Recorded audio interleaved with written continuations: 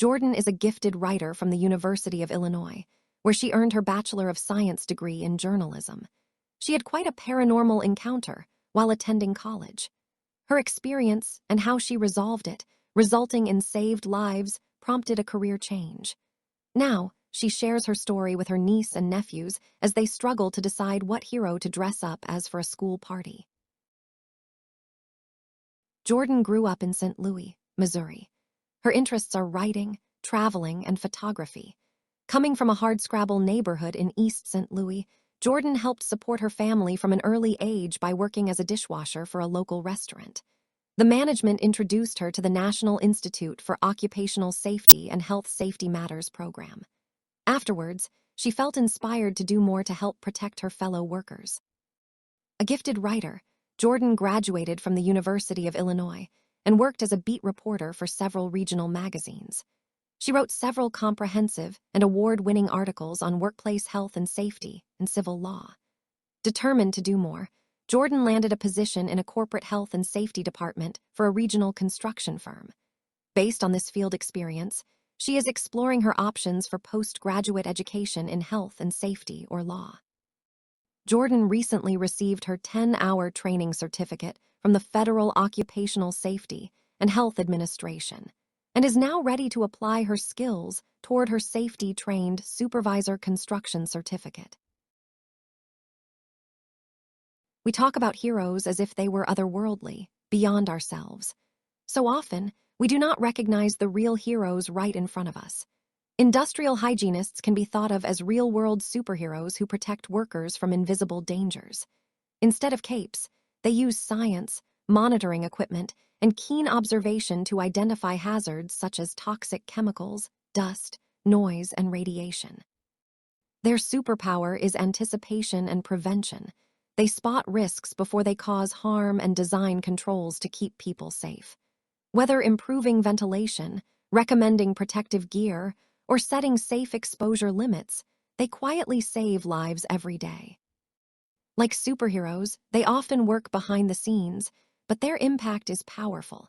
Healthier workplaces, fewer injuries, and lives protected from long-term illness.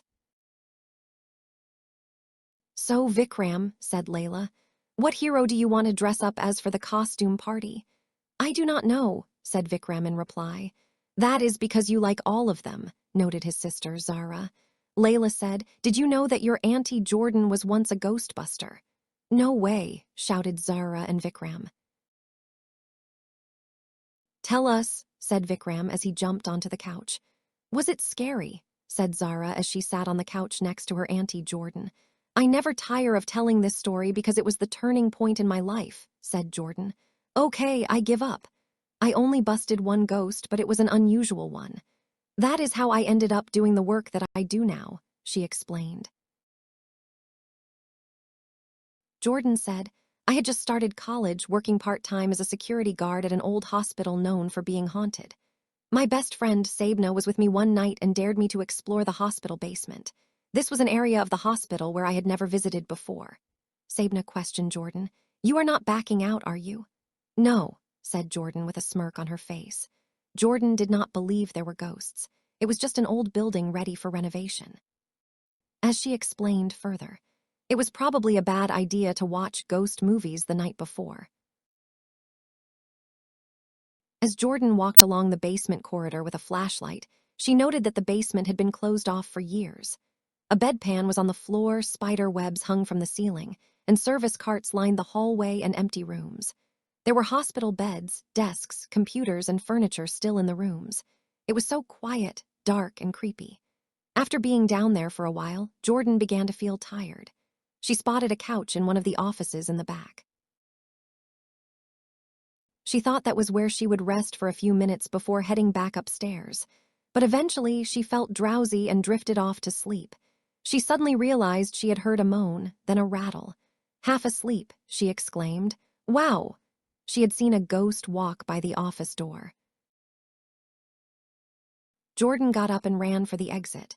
"I could not believe that I had seen a ghost," exclaimed Jordan. "How was that possible?" she questioned herself. Once outside the hospital, Jordan took a few minutes to catch her breath. She was safe now from whatever was down in the basement. The next day, while sitting in a local cafeteria, Jordan told Sabina the whole story. "I really do not know what it was," said Jordan.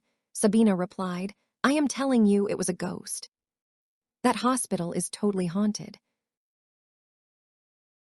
Jordan said to Sabina, "I do not know, there is more to this story than some silly supernatural thing." "Excuse me, ladies," said Professor Jackson as he walked toward their table in the cafeteria. "Yes, Professor," said Jordan. "I could not help but overhear you say that you saw a ghost," said the professor. Jordan recounted all of the events to the professor. Then he asked her a question that changed her life. Professor Jackson said to Jordan, "Would you like to investigate this phenomenon further?" "You are serious," said Jordan. "Meet me in my office later." It turns out that Professor Jackson was also consulting for the project team renovating the hospital. When Jordan arrived at his office later in the day, Professor Jackson asked, "Are you familiar with the acronym RECC?" "No," replied Jordan.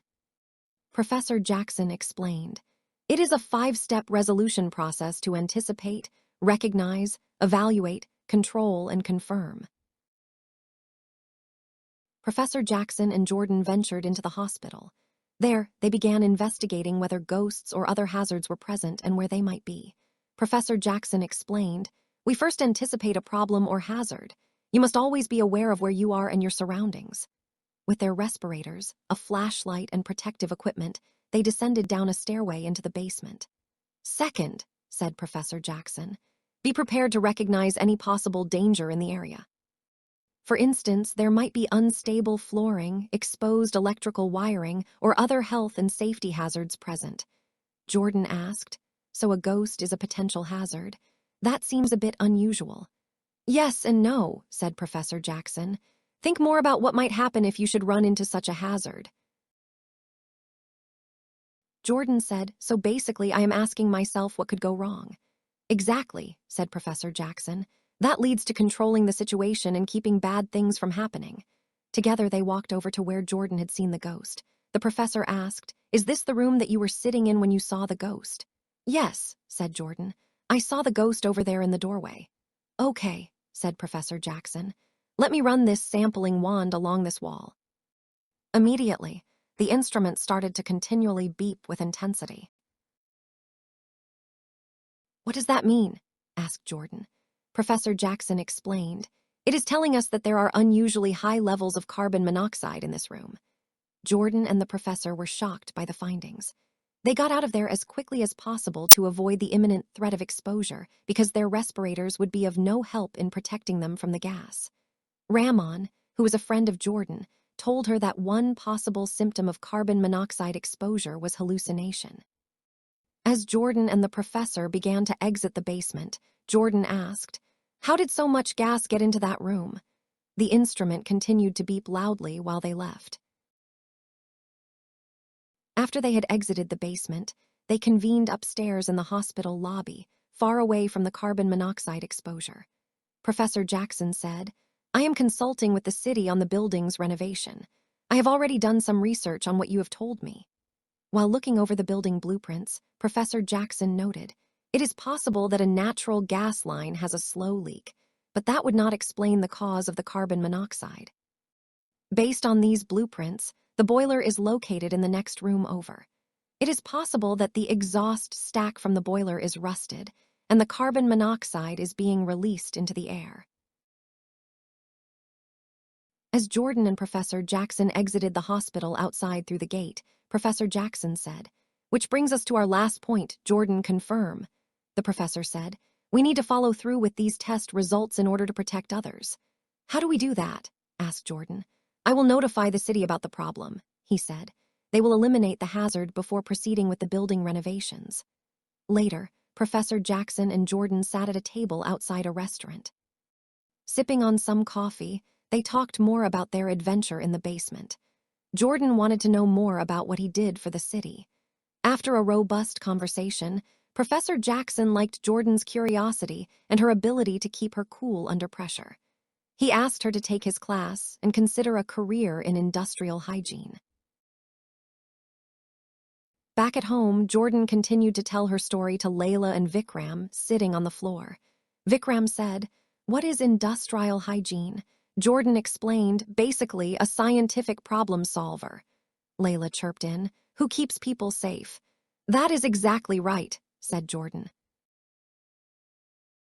Like a superhero, exclaimed Vikram. Auntie Jordan, said Layla, you saved lives. Jordan thought to herself, I admit that I had not thought of that before, but she was right. Layla said, Auntie Jordan, I know who I am going to dress up as. Oh yeah, who? Inquired Jordan. You, she said. Vikram shouted out, me too. Layla and Vikram jumped onto the couch to hug Auntie Jordan. Layla said, you saved all those construction people from possibly dying in that building. I want to do that. What, catch ghosts? Exclaimed Jordan. No, said Vikram, save people. Jordan reached into her handbag and said, well, let's see if you pass the Ghostbuster test first, okay? A test, inquired Layla. They stood before Jordan when she said, I cannot certify you as Ghostbusters until you tell me what the 5 steps are to busting them. Layla looked inquisitive and replied, Vikram shouted, you gotta be aware of where you are. Layla and Vikram continued answering Jordan's question. Layla said, oh, and be prepared for danger. She paused for a moment and said, and think about what might go wrong. Vikram said, figure out how to keep bad things from happening.